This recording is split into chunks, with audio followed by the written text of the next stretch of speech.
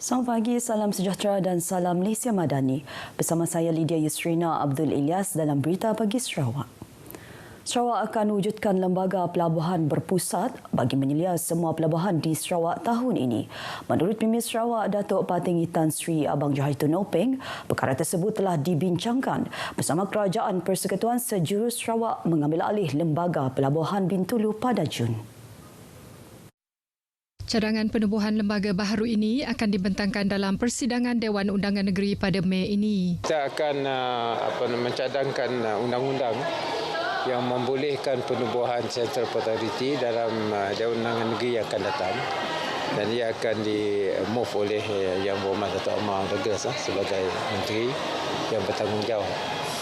Bermakna dengan adanya authority itu, kita akan mengambil alih Bintulu Port, dan Bintulu Port becomes sebahagian daripada pelabuhan-pelabuhan yang ada di Sarawak. Beliau berkata demikian pada majlis sambutan Tahun Baharu Cina, anjuran Jabatan Premier Sarawak di Dewan Undangan Negeri di Kuching.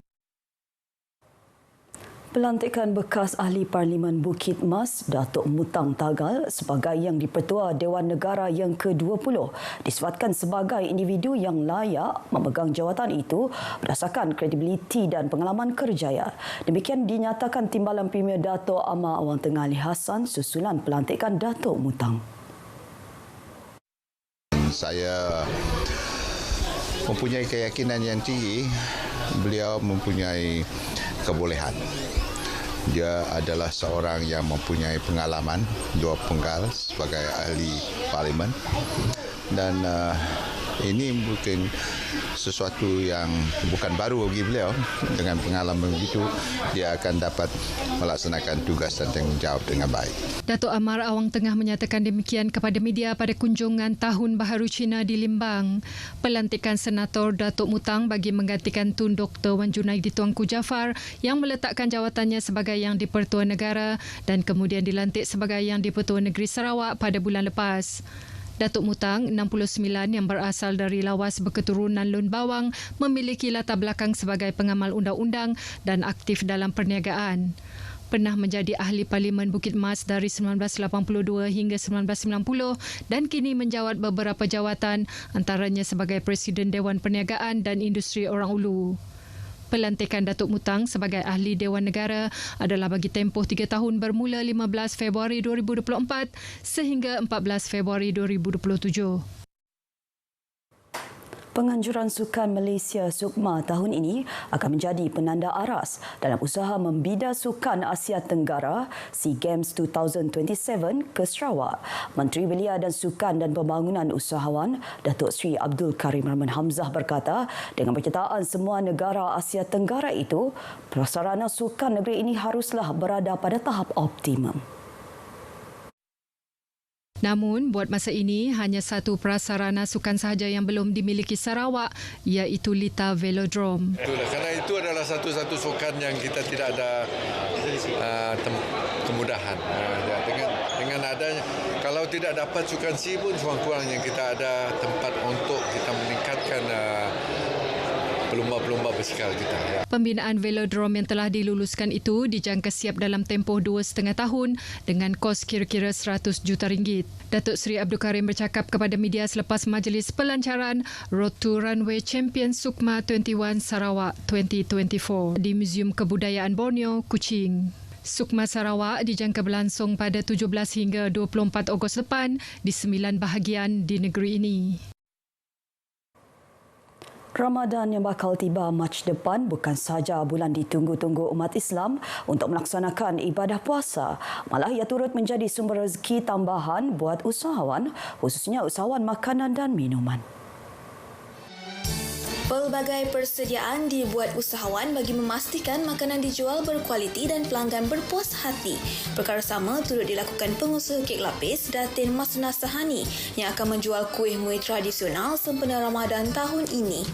Menurutnya, sebelum mencuburkan diri dalam bidang perniagaan kek lapis Sarawak, beliau terlebih dahulu sudah menjual kuih muih tradisional seperti bingka berlauk, kuih lapis, seri muka dan puding roti.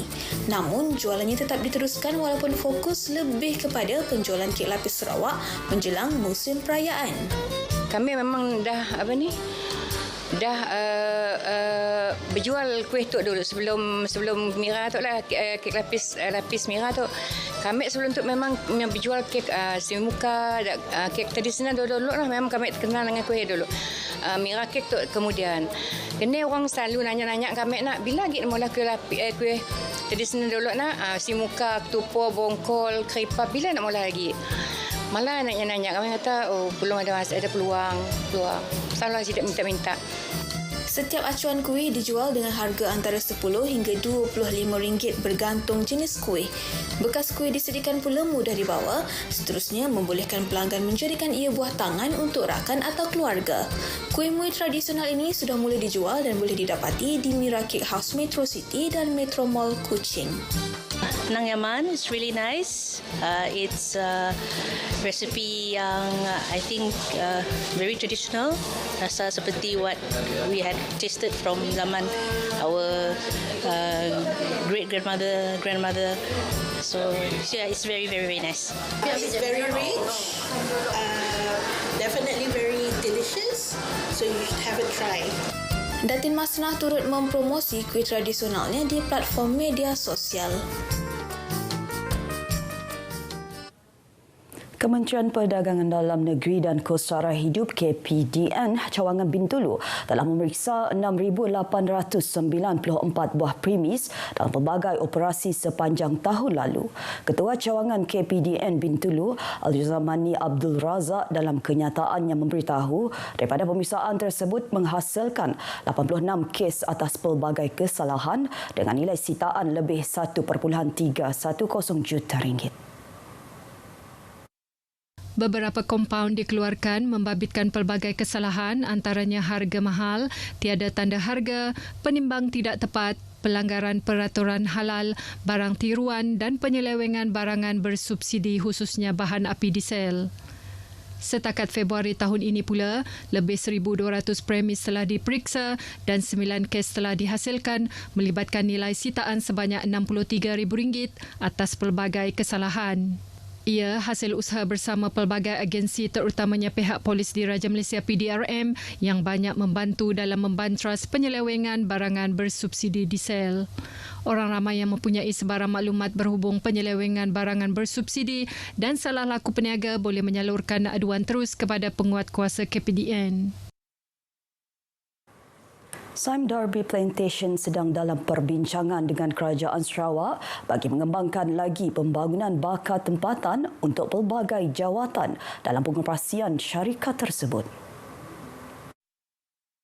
Menurut pengarah urusan kumpulan syarikat tersebut, Muhammad Helmi Othman Bashar, ia merupakan salah satu keutamaan mereka sejak bekerjasama dengan kerajaan negeri 15 tahun dahulu.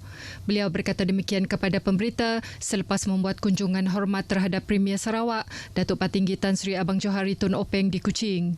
Katanya, setakat ini kebanyakan jawatan di pelbagai peringkat adalah kepada anak tempatan, 52% adalah di peringkat eksekutif, lebih 90% bukan eksekutif, manakala 35% di peringkat operasi. Dalam pada itu, kunjungan tersebut membincangkan kerjasama syarikat dengan Lembaga Penyatuan dan Pemulihan Tanah Sarawak Salkra.